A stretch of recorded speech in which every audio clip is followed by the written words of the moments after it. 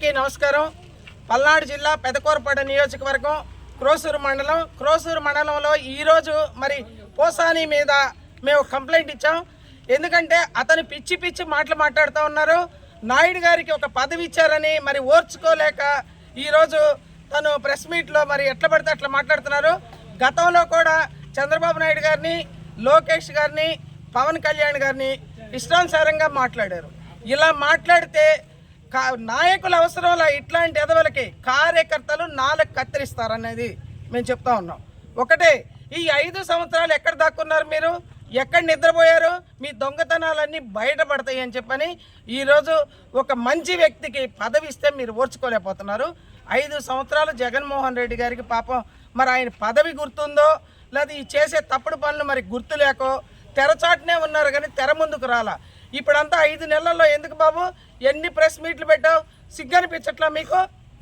ఎదవలకి పదవులు ఇచ్చింది మీరు, మరి మంచి వ్యక్తులకి భక్తి ఛానల్ నడుపుతూ మరి సేవా కార్యక్రమాలు చేసే నాయుడు గారికి ఒక పదవి ఇస్తే మీరు ఓర్చుకోలేకపోయారంటే ఎలా ఉందంటే ఒక్కసారి మీరు ఆలోచించుకోండి.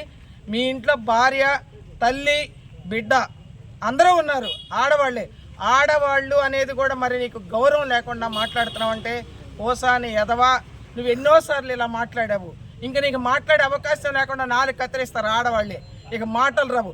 నువ్వు అలా జీవితాంతం బతకాలనుకున్నావో, గౌరవంగా బతకాలనుకున్నావో, ఇది సినిమా కాదు. సినిమా అని మేము అవమానించట్లా.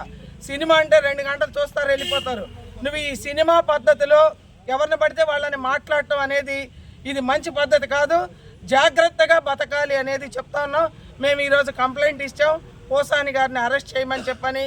అంతటా కూడా రాష్ట్రం మొత్తం కోడైకి వస్తూ ఉంది. ఒకటే, చంద్రబాబు నాయుడు గారు కార్యకర్తల్ని కంట్రోల్ చేస్తూ ఉన్నారు.